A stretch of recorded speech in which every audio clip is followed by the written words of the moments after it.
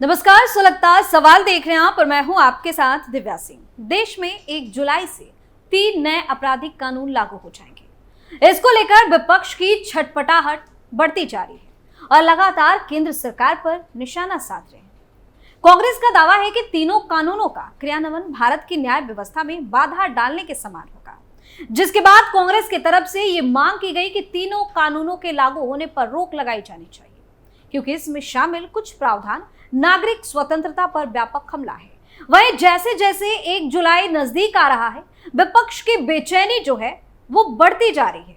सबसे ज्यादा परेशान ममता बनर्जी नजर आ रही है और अब तो ममता की हालत ये है कि मोदी सरकार के सामने गिड़गिड़ाने भी लगे हैं, हाथ जोड़कर विनती कर रही है। ममता के इस हालत पर तमाम तरह के सवाल सुलग रहे हैं।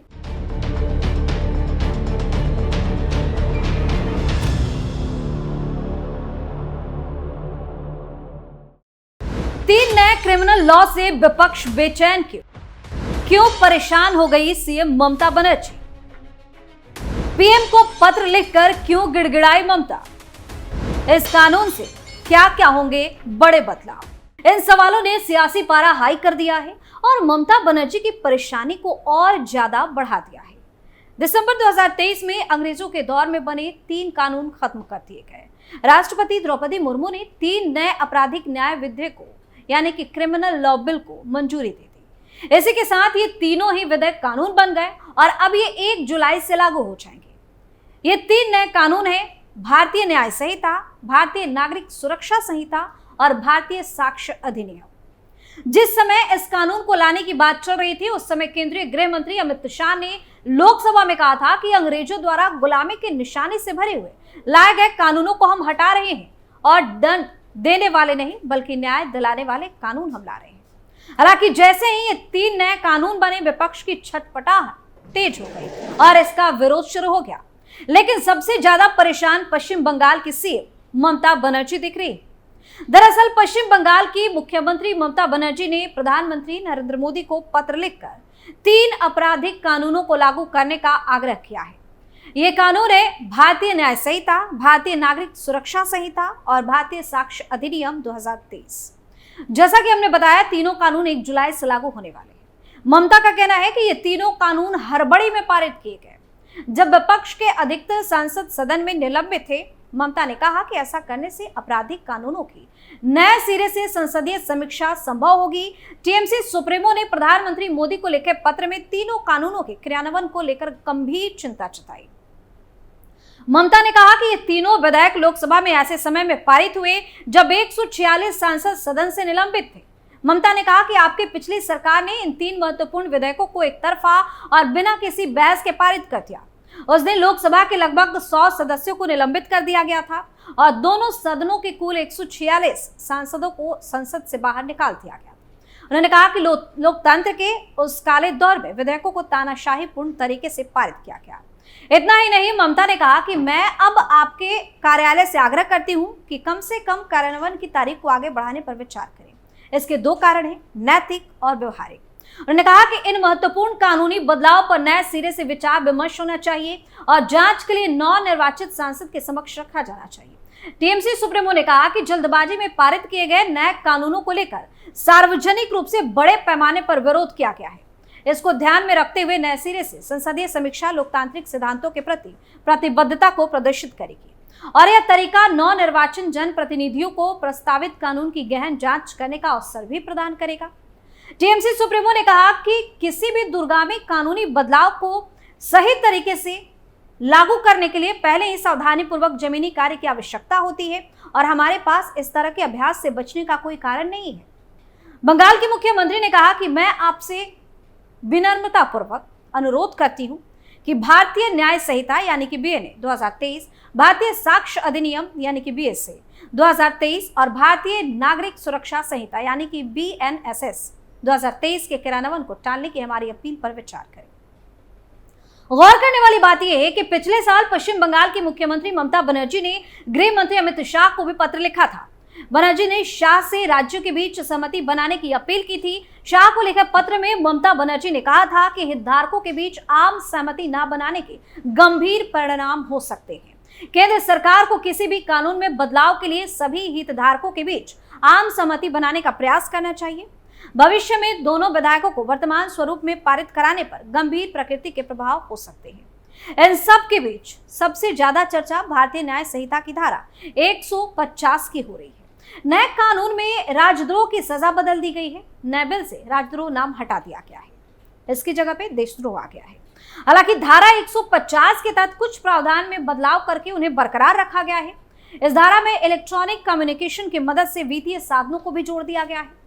धारा 150 के तहत राजद्रोह के लिए आजीवन कारावास या 3 साल की सजा को बढ़ाकर आजीवन कारावास या 7 साल की सजा कर दिया गया है। इतना ही नहीं, जिन धाराओं में 7 साल से ज्यादा की सजा है वहां पर फॉरेंसिक टीम सबूत जुटाने पहुंचेगी।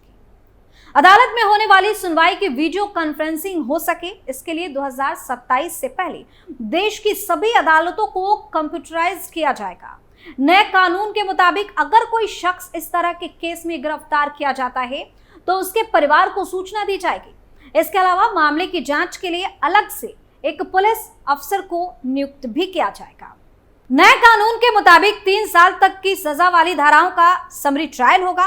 इसके तहत ऐसे मामलों में चार्ज फ्रेम होने के 30 दिन के भीतर न्यायाधीश अपना फैसला देंगे। वहीं अगर केस सरकारी कर्मचारी के खिलाफ है तो 12 दिनों में उसके खिलाफ केस चलाया जाएगा।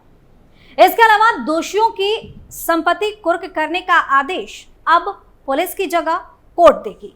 बता दें कि राजद्रोह कानून, जिसे आईपीसी की धारा 124A के नाम से जाना जाता है, उसके मुताबिक अगर कोई शख्स शब्दों, संकेतों के माध्यम से घृणा या फैलाने का प्रयास करता है तो उसे आजीवन कारावास तक की सजा दी जा सकती है। इसके अलावा दोषी पर जुर्माना भी ठोका जा सकता है। धारा में लिखा गया है कि अगर कोई व्यक्ति जानबूझकर अपने शब्दों, संकेतों, इलेक्ट्रॉनिक संचार या वित्तीय साधनों का उपयोग करके भीड़ को उत्तेजित करता है या लोगों को उत्तेजित करने का प्रयास करता है तो उसे दंडित किया जा सकता है। बता दें कि बीएनएस में राजद्रोह की जगह देशद्रोह लिखा गया है। बीएनएस में धारा 150 में देशद्रोह से जुड़ा प्रावधान किया गया है। धारा 150 में इसे भारत की संप्रभुता, एकता और अखंडता को खतरे में डालने वाले कृत्य के रूप में शामिल किया गया। बता दें कि भारतीय न्याय संहिता में यह तय होगा कि कौन सा कृत्य अपराध है और उसके लिए क्या सजा होगी। आईपीसी कानून में 511 धाराएं थी, जबकि नए बीएनएस में 358 धाराएं होंगी। नए कानून में 21 नए अपराधों को भी शामिल किया गया है। वहीं सीआरपीसी में 484 धाराएं थी, जबकि भारतीय नागरिक सुरक्षा संहिता यानी कि बीएनएसएस में 531 धाराएं होंगी। नए कानून में सीआरपीसी की 177 धाराओं को बदला गया है और 9 नई धाराओं को जोड़ दिया गया है। नए कानून को लाते हुए 14 धाराएं समाप्त भी की गई हैं। गिरफ्तारी, जांच और मुकदमा चलाने आदि की प्रक्रिया सीआरपीसी में ही होती है। बता दें कि भारतीय साक्ष्य अधिनियम के तहत 170 धाराएं होंगी, जबकि अभी तक इनमें 166 धाराएं हैं। मुकदमे के सबूतों को कैसे साबित किया जाए, बयान कैसे दर्ज होंगे, यह सब अब भारतीय साक्ष्य अधिनियम के तहत 170 धाराओं के तहत ही होगा।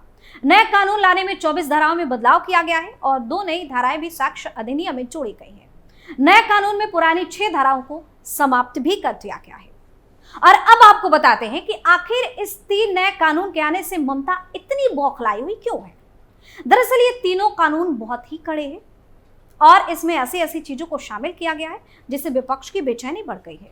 इतना ही नहीं, ये कानून लागू होने की बाद से देश में मुसलमानों के अंदर एक डर का माहौल है। उनका कहना है कि हमें टारगेट किया जाएगा, हमें सजा दिया जाएगा। लेकिन गौर करने वाली बात यह है कि देश के अंदर जितने भी आतंकी गतिविधियां होती हैं, अवैध फंडिंग की बात की जाती है, कोई भी हमला होता है या फिर किसी तरह की कोई भी बातें होती हैं, दंगा फसाद, उसमें ज्यादातर नाम मुसलमानों के सामने आते हैं क्योंकि ये इस तरह की साजिशों में शामिल रहते हैं।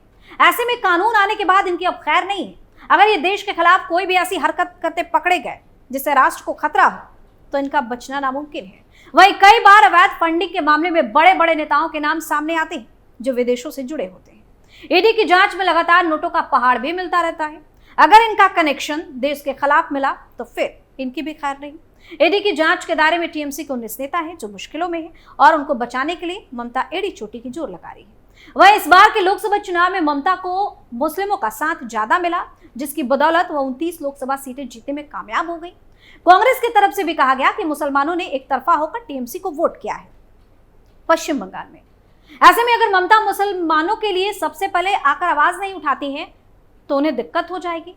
इसका खामियाजा उन्हें विधानसभा चुनाव में भुगतना पड़ सकता है। इसलिए नहीं चाहते हुए भी ममता को आगे आना पड़ रहा है और पीएम मोदी के सामने गिड़गिड़ाना पड़ रहा है, क्योंकि अगर मुस्लिमों को दिक्कत होती है तो ममता की टेंशन भी बढ़ जाती है। वहीं स्पीकर के मामले पर विपक्ष में फूट देखने को मिल रहा है। सुलगता सवाल में आज के लिए इतना ही। किसी और मुद्दे के साथ फिर से पेश होंगे, तब तक के लिए आप देखते रहिए कैपिटल टीवी। नमस्कार।